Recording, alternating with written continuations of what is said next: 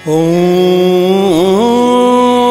नमः शिवाय। ॐ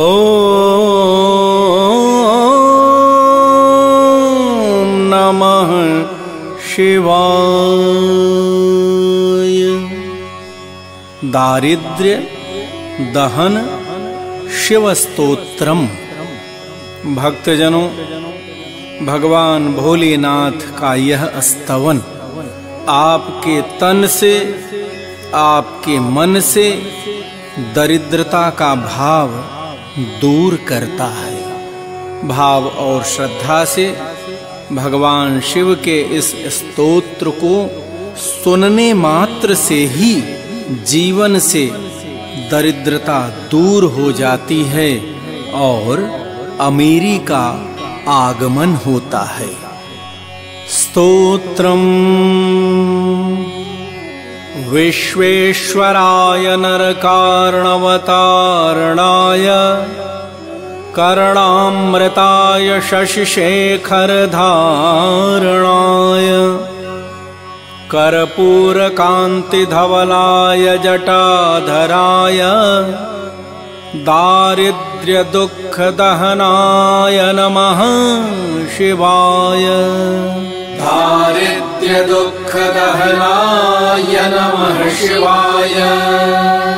गौरीप्रियाय रजनीशकलाधराय कालान्तकाय भुजगाधिपङ्कणाय गंगाधराय गजराजविमर्दनाय दारिद्र्यदुःखदहनाय नमः शिवाय।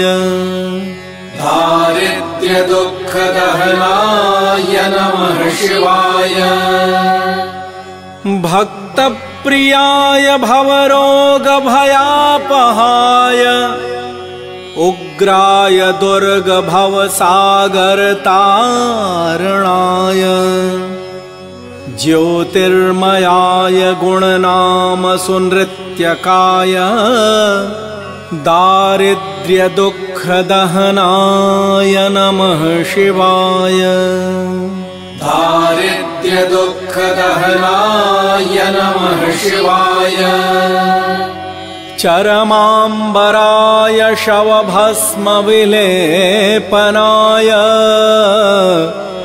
भालेक्षणाय मणिकुण्डलमण्डिताय मञ्जीरपादयुगलाय जटाधराय दारिद्र्यदुःखदहनाय नमः शिवाय। दारिद्र्यदुःखदहनाय नमः शिवाय।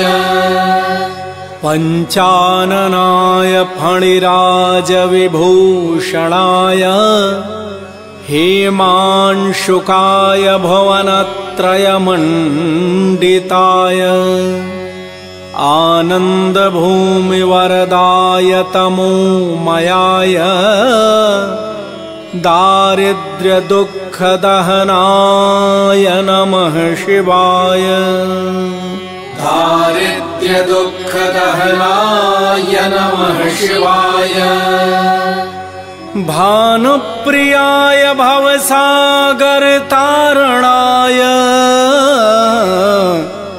कालान्तकाय कमलासनपूजिताय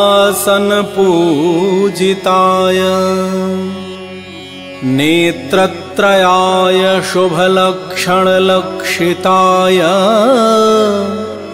दारिद्र्यदुःखदहनाय नमः शिवाय। दारिद्र्यदुःखदहनाय नमः शिवाय।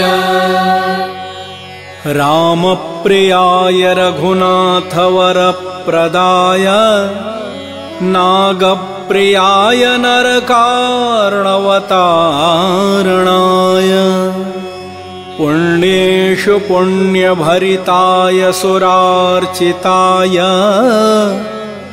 दारिद्र्यदुःखदहनाय नमः शिवाय। दारिद्र्यदुःखदहनाय नमः शिवाय। मुक्तेश्वराय फलदाय गणेश्वराय गीतप्रियाय वृषभेश्वरवाहनाय मातङ्गचरमवसनाय महेश्वराय दारिद्र्यदुःखदहनाय नमः शिवाय। दारिद्र्यदुःखदहनाय नमः शिवाय।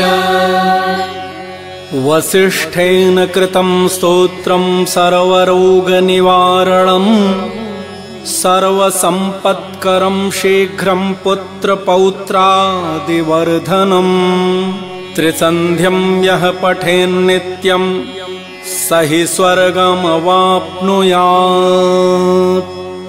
इति श्रीवसिष्ठविरचितं दारिद्र्यदहनशिवस्तोत्रम् सम्पूर्णम्।